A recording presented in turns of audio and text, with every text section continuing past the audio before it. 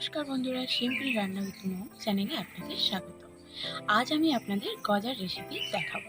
তো চলুন শুরু করা যাক।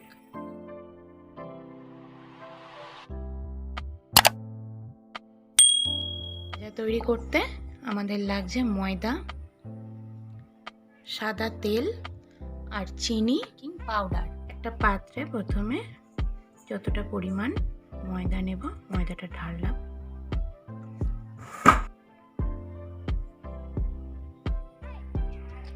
এইবার ময়দাটার মধ্যে পুরো ভর্তি 1 চামচ বেকিং পাউডার দিয়ে দেব।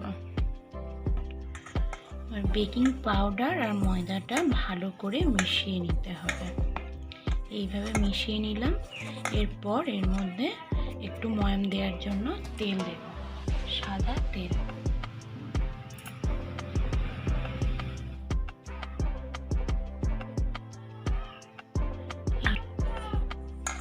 এবার এটাকে ভালো করে মাখিয়ে নিতে হবে একসাথে। এইভাবে মাখিয়ে নিতে হবে। দেখুন ঠিক এইরকম হবে মাখানোটা। এবার এর মধ্যে অল্প অল্প করে জল দিতে থাকবো, একেবারে বেশি জল দিয়ে দেবো না, এতে খুব বেশি পাতলা হয়ে যেতে পারে ওই জন্য। আর মাখানোটা একটু শক্ত হবে। একটু জল দিই। এইরকম মাখাটা হবে, ঠিক এইরকম শক্ত হবে। খুব বেশি শক্ত না, আবার খুব বেশি নরমও না। দেখছেন এইরকম হবে। তো এটাকে কিছুক্ষণ রেখে দেব। দুটো লেচি কেটে নিয়েছি, তো এবার এটাকে বেলবো। এবার লেচিটাকে বেলে নেব।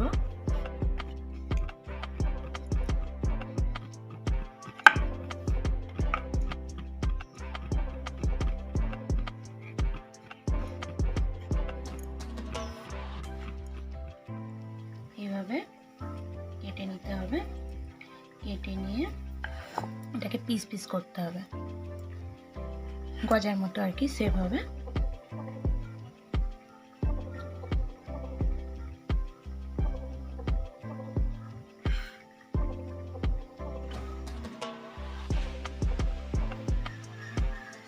এইভাবে দেখুন, ঠিক এইভাবে পিসগুলো করবেন।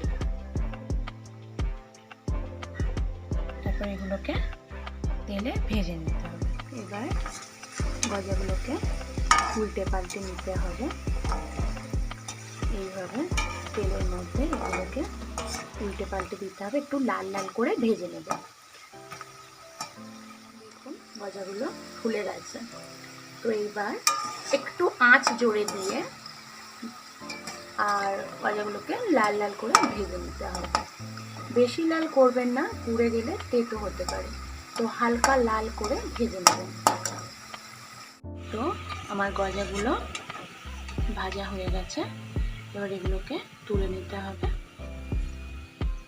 দেখুন ঠিক এইভাবেই ভাজবেন।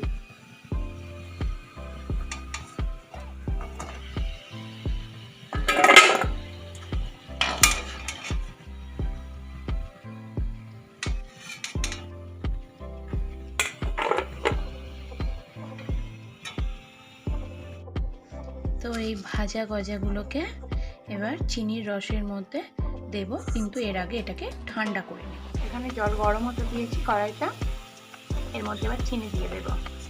এখানে চিনির রস করে নিয়ে ভাজা গজাগুলো এর মধ্যে ফুটিয়ে নেব। তো দেখুন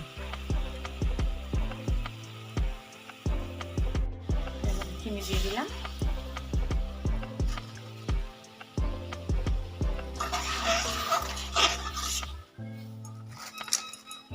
এটা ফুটবে জলটা। গজাগুলো ছেড়ে দিলাম রসের মধ্যে, একটু ফুটিয়ে নেব অল্প আঁচে। এটাকে ফুটিয়ে নেব। তৈরি। এবার গজাগুলোকে এক এক করে নামিয়ে নেব।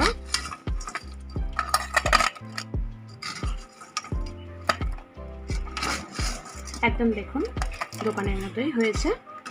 তো বাড়িতে আপনারা একবার ট্রাই করবেন, খুবই ভালো লাগবে। দেখুন